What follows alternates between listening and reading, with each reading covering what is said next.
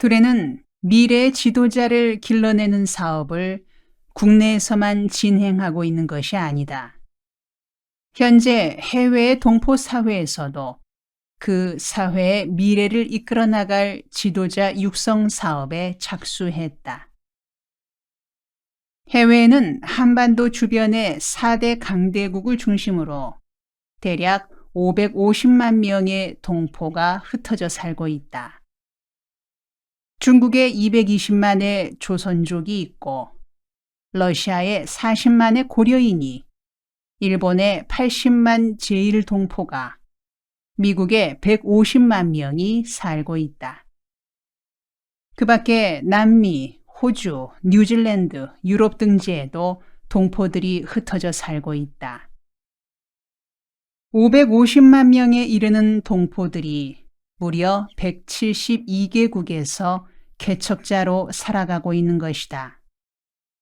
그들은 어느 대륙, 어느 나라에 가든지 한국인의 끈질긴 생명력을 10분 발휘해 나가고 있다. 본국에서와 마찬가지로 이들이 살고 있는 곳에서 한인 공동체를 이끌어 나갈 지도력을 육성하는 것은 우리 민족의 미래를 위해 대단히 중요하다. 이에 둘의 마을은 본국에서의 장학 사업이 정착되자 미국과 일본에 이어 중국에서도 미래의 지도력을 기르는 사업에 착수했다. 둘의 연구원 부설로 한중 장학회를 설립한 뒤 연변과 베이징 지역을 중심으로 젊은 일꾼들을 뽑아 장학금을 지원하면서 때에 따라 동맹수련을 실시했다.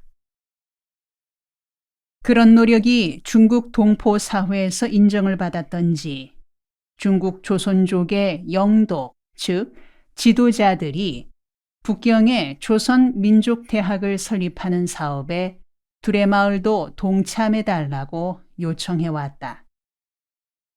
이에 나는 1999년 6월 초 중국 베이징을 방문하여 조선족 영도들과 모임을 가지고 대학을 설립할 부지를 답사한 후 중국 조선민족대학을 설립하는 일에 공동 보조를 취하기로 합의한 바 있다.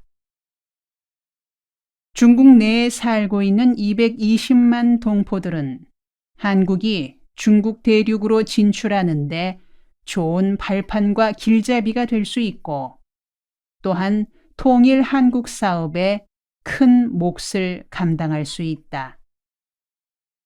그래서 중국 내의 조선족 사회가 하나로 결속하는 일에 정신적, 문화적인 그리고 실질적인 중심 역할을 할 수 있는 대학 설립은 매우 중요하지 않을 수 없다. 더욱이 이 일에 선교의 의미까지 곁들였으니 금상첨화가 아니겠는가.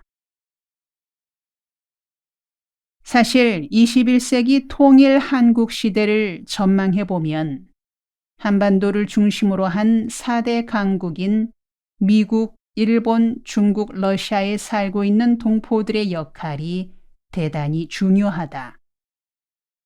둘레가 전망하는 비전은 21세기에 들어 민족사와 교회사가 여하히 일치되는 시대를 열어나갈 것이냐에 방향을 정하고 있다.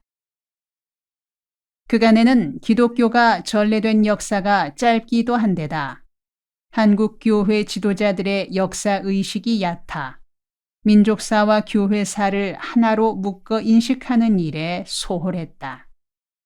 이제는 달라져야 한다.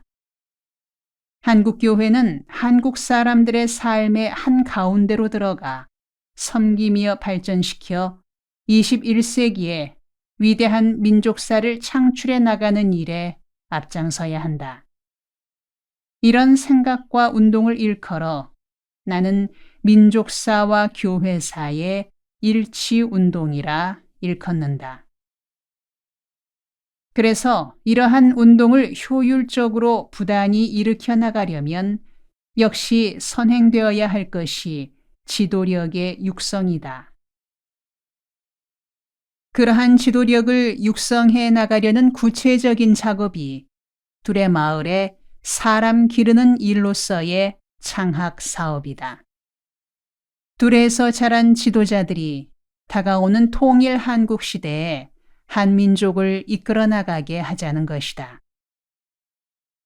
그런데 4대 강국에 살고 있는 동포들의 현황을 살펴보건대 일본, 미국, 중국에서는 동포 사회가 각기 나름대로 틀을 잡아가고 있지만 러시아에서는 사정이 다르다. 러시아 동포들은 1930년대 스탈린의 통치 시대에 연해주에서 중앙아시아로 강제 이주했던 스라린 역사를 갖고 있다. 숱한 희생을 치르고 중앙아시아 지역에서 뿌리를 내리는 듯 했으나 소비에트 연방이 해체된 이후 그들은 다시 삶의 보금자리를 잃어가고 있다. 그래서 그들은 모든 것을 버리고 다시 연해주로 모여들고 있다. 지금 연해주에서는 빈손으로 연해주로 모여든 고려인들의 정착 사업이 진행되고 있다. 이른바 러시아 연해주 고려인 정착촌 건립 운동이다. 지금 7개 지역에서 진행되고 있는 이 운동의 지도자는 김때미르란 사람이다. 둘의 마을로서는 지난날 서울 판자촌에서 지금의 남양만 간척지로 집단 귀농 정착했던 경험이 있으니 러시아의 고려인 정착촌 건설을 지원하기에 안성맞춤인 셈이다. 그래서 둘의 마을은 그들에게 농업기술 지도, 농기계 지원, 농산물의 가공 수출 지원 등을 비롯해 공동체의 설립 운영에 필요한 제반 사항을 지원하려 하고 있다. 그렇게 설립되는 공동체에 가장 기묘한 것이 정직하고 유능하고 헌신적인 지도력의 확립이다. 고려인 정착촌 안에서 그런 지도력을 어떻게 확립해 나갈 것인가가 지금 둘의 마을이 고민하고 있는 문제다. 한인 사회는 나라 안에서나 밖에서나 분열과 다툼이 심한 것이 특징이다. 지금의 코리언들은 어느 곳에서나 다툼을 일삼는다. 지도자를 세웠어도 그 지도자의 지도력 아래 뭉치지 않는다. 한결같이 반목하고 분열하고 시비를 일삼는다. 지금의 이런 상태를 극복하지 못하고는 절대로 선진 한국을 구축해 나갈 수 없다. 우리 민족성의 이런 취약점을 고쳐나갈 수 있을 대안은 무엇인가? 그 대안이 바로 예수 공동체다. 사랑과 진리를 바탕으로 하는 예수 공동체다.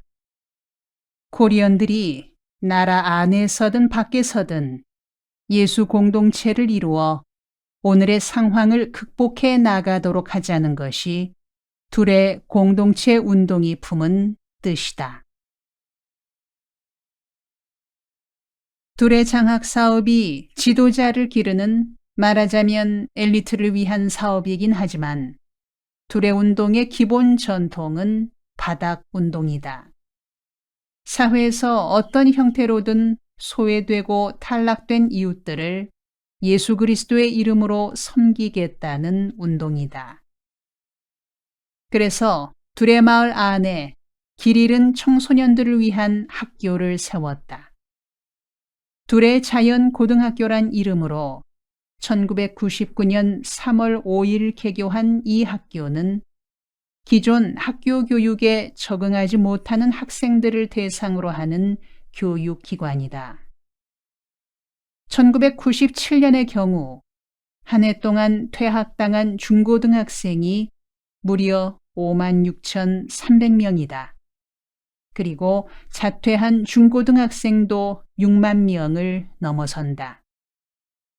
이 수를 합치면 모두 12만 명이 넘는다. 게다가 지난 한 해 동안에 자살한 중고등학생의 숫자도 800명이 넘는다. 이렇게 심각한 청소년 문제를 해결하는 일에 일조할 목적으로 두레자연 고등학교를 세운 것이다. 이런 학교를 세워야겠다고 처음 생각한 것은 1980년대 초반이었다. 한국의 학교 교육이 너무나 입시 위주이다 보니 상처받고 피해 입은 청소년들이 너무나 많다는 사실은 굳이 설명할 필요가 없을 것이다. 영국의 닐스 박사 부부가 세운 서머힐 학교의 자료를 읽고 감명을 받았던 나는 활빈교회 부설 교육기관으로 그런 유의 자유학교를 운영하려는 뜻을 세우고 교육부를 찾아갔다. 관계 공무원을 만나 뜻을 설명하고 학교 설립 허가를 요청했더니 공무원의 대답은 매우 간단했다. 목사님, 그런 학교는 법에 위반됩니다. 화가 난 나는 비슷한 어조로 말했다. 법에 위반되면 법을 고치세요. 법을 고치는 건 국회가 하는 일이지 여기서 하는 일이 아닙니다. 당신은 그럼 여기서 뭘 하시오? 아니, 무슨 말을 그렇게 하세요? 여기서 뭘 하다니요? 내 업무가 있는 거죠? 당신 업무라는 게 뭐요? 안 된다는 소리만 하고 앉아있으면서 무슨 업무란 거요? 아니, 목사가 여기 시비 걸러 온 거요? 지금은 교육부가 된 문교부에 가서 이런 말다툼만 벌이다가 돌아온 때가 1983년이었다. 그런데 정권이 교체되고 문민정부가 시작되면서 세월이 확실히 좋아졌다고 여겨진 것이 바로 공무원들 태도가 달라졌다는 점이다. 1997년 가을엔가 교육부를 찾아가 1983년에 했던 말을 되풀이했더니 그 반응이 전혀 달랐다. 목사님, 고맙습니다. 정부가 해야 할 일을 교회가 맡아 해주시겠다니 참 고맙습니다. 허가해드려야죠. 이렇게 순순히 나오니 속으로 세상이 정말로 달라지고 있구나 하는 생각이 들었다. 담당관이 이어서 말했다. 목사님, 학교 설립 허가는 관할 도교육청에서 취급합니다만 우리도 적극 협조하겠습니다. 중고등학교 설립 허가를 받으시려면 먼저 재단 설립 허가부터 받으셔야 하는데 아마 상당한 기금이 준비되어 있어야 할 겁니다. 대충 얼마나 마련해야 하는지요? 아마 3, 40억 원 돼야 하지 않을까요? 아이고, 뭐이 그래 많이 들어가요? 좀 싸게 해주셔야겠는데요. 싸게 해드려야죠. 목사님이 세우시려는 학교는 특수 학교니까 일반 학교와는 기준을 달리 적용해서 밀어드리는 방법을 찾아보겠습니다. 이런 과정을 거쳐 학교를 설립하는 데 필요한 학교 법인이 10억 원 정도로 승인되도록 결론이 났다. 나는 두레마을로 돌아와 식구들을 모아놓고 의논했다. 우리가 오래도록 꿈꿔오던 대한학교 설립에 10억 원이 필요하다는데 어떻게 마련하면 될까요? 각자 좋은 의견들을 말해보세요. 목사님, 학교란 기 가르칠 선생 있고 배울 학생 있고 방 몇 개 있으면 되는 거지. 뭔 돈이 그리 든다요? 학교 설립 허가를 내려면 재단 기금인가 뭔가 하여튼 10억이 든대. 그것도 깎고 깎아 싸게 한 게 그렇구먼. 목사님, 지금 마련할 수 있는 돈은 5억 정도까지는 되겠는데 나머지 5억이 문제구먼요. 그래? 5억이라 큰 돈은 아닌데. 아이, 남들에겐 큰 돈이 아니지만 우리한텐 큰 돈이죠. 지금 형편에 5억이면 보고 죽을라 해도 없는 액수입니다요.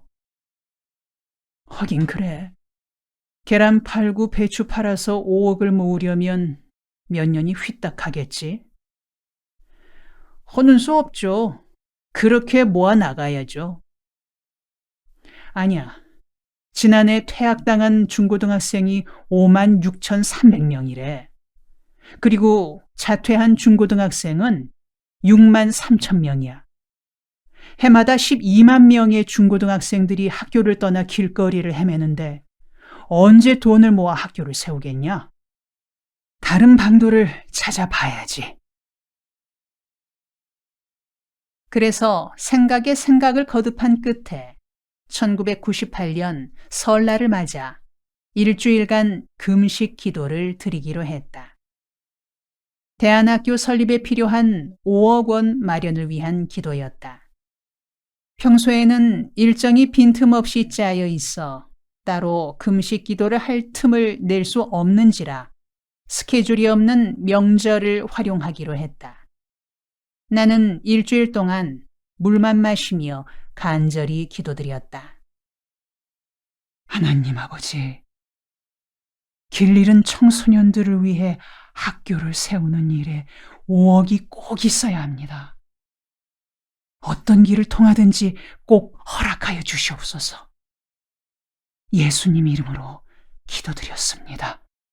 아멘. 이런 내용으로 기도를 거듭 반복했다. 일주일이 지나 기도를 마칠 무렵 마음이 편안해지면서 꼭 응답될 거라는 느낌이 들었다. 나는 이번 기도는 하나님이 결제하신 것이라 결론 짓고는 다시 일과를 시작했다. 그 후 한 달가량 지난 어느 비 오는 월요일이었다. 모처럼 집에서 쉬고 있는데 어느 할머니가 전화를 걸어왔다. 나는 여느 때처럼 갈 곳이 없어 두레마을에 의탁하려는 할머니거니 생각하고는 전화에 대고 말했다. 할머니, 두레마을에 들어오시려고요? 아유, 죄송스럽네요. 두레마을에 들어오려는 사람이 너무 많아서요. 지금 5, 600명이 등록해 놓고 기다리고 있습니다. 우리 숙소가 모자라서 방이 비는 대로 한 사람씩 들어오곤 합니다. 그러니 할머니가 지금 등록하셔도 아마 돌아가신 후에나 방이 비고 차례가 올 겁니다. 아니에요, 목사님. 제가 두레마을에 들어가려는 게 아니에요. 평소에 좋은 일에 쓰려고 모아놓은 돈이 조금 있는데 목사님 하시는 일에 헌금할까 해서 전화드렸습니다.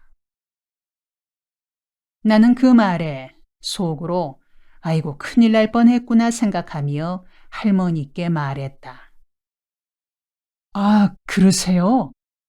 할머니 죄송합니다. 두레마을로 들어오려는 분들이 하도 많아 제가 실례를 했구먼요. 괜찮습니다. 제가 이해하죠. 그런데 제가 늙어서 길눈이 어두워 목사님께 가기가 어려우니 목사님이 저 있는 대로 좀 와주실래요? 그래야죠. 젊은 사람이 찾아가야죠. 나는 할머니가 일러준 곳으로 찾아갔다. 86이나 된 할머니였다.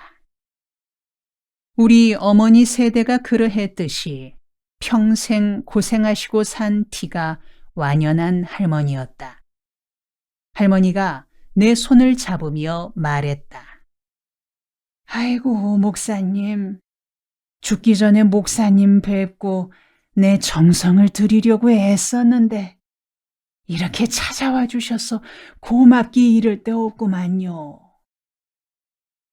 그렇게 말하며 진작 만들어둔 내 명의로 된 통장에 도장까지 곁들여 주며 할머니는 말했다. 목사님, 이 돈이 얼마 되지는 않습니다만 평생 푼푼히 모은 돈입니다.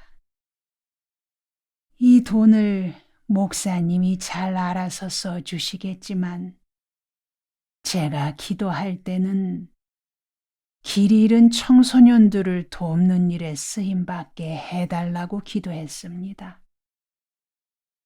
그러나 제 기도는 신경 쓰지 마시고 목사님이 알아서 써주십시오. 저는 다만 목사님을 믿고 맡길 따름입니다. 나는 할머니로부터 통장을 받아 펴보았다. 정확히 5억 원이었다. 나는 잠시 눈을 감고 하나님 감사합니다 하고 속으로 기도를 드리고는 할머니께 말했다.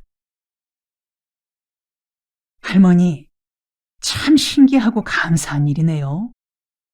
제가 청소년을 돕는 학교를 세우는 일에 5억 원이 필요해서 지난 설 때 일주일간 금식 기도까지 드렸는데 이렇게 할머니를 통하여 허락되는군요. 할머니, 참 감사합니다. 내 말에 할머니도 더욱 보람을 느끼시는지 즐거운 표정으로 수표 한 장을 건네주며 말했다. 목사님, 북한 동포 돕는 일도 하고 계시다지요? 그 일을 위해서는 따로 100만 원을 준비했습니다.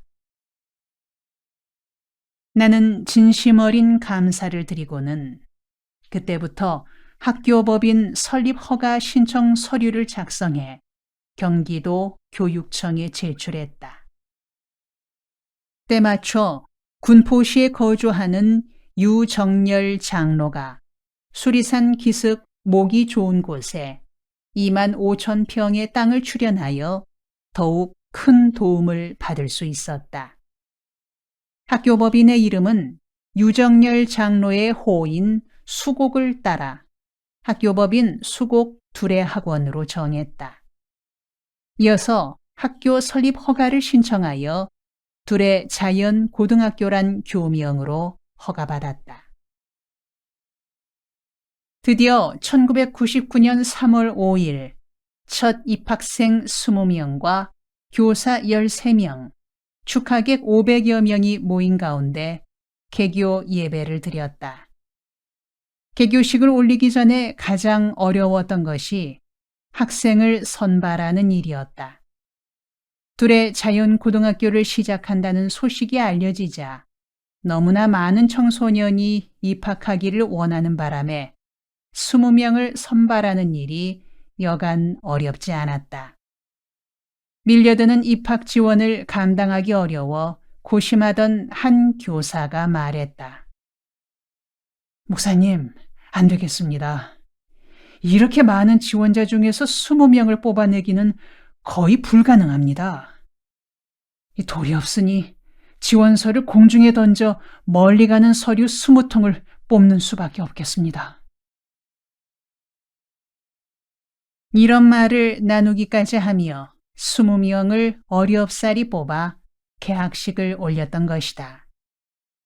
한 학급 학생 수를 20명으로 제한한 것은 학생 한 명 한 명에게 정성을 쏟기 위해서였다. 개학을 한 뒤 13명의 교사진이 20명의 학생들과 함께 살며 그들을 지도하기 시작했다. 전부터 수업은 적게 하고 놀고 일하며 더불어 사는 일을 중심으로 삼으려고 세운 학교이기에 공부는 일반 학교의 수업 시간에 매이지 말고 아침 저녁에 조금씩 하자는 방침이었다. 학과 공부는 줄이는 대신 사람 되는 공부를 시킬 목적으로 세운 학교이기 때문이다. 그래서 교과 과정 중에는 농사짓기, 토담집 짓기, 길 만들기, 공동체 수련, 등산 등 다양한 프로그램이 짜여 있다. 첫 여름방학 때는 교사 전원과 전교생 모두가 중국 연변의 두레마을로 가서 한 달 과정인 이동 수업을 했다. 그 한 달 과정에는 백두산 등반과 함께 역사 탐방 시간으로 청산리 싸움터와 독립군 유적지 탐사 등이 포함되었다. 이런 과정을 거치면서 학생들의 흔들렸던 EQ를 회복시키고 길 잃고 방황하던 청소년을 건강하고 꿈 있는 청소년으로 바뀌게 하려는 것이 둘의 학교의 목표다. 다음 편에 계속됩니다.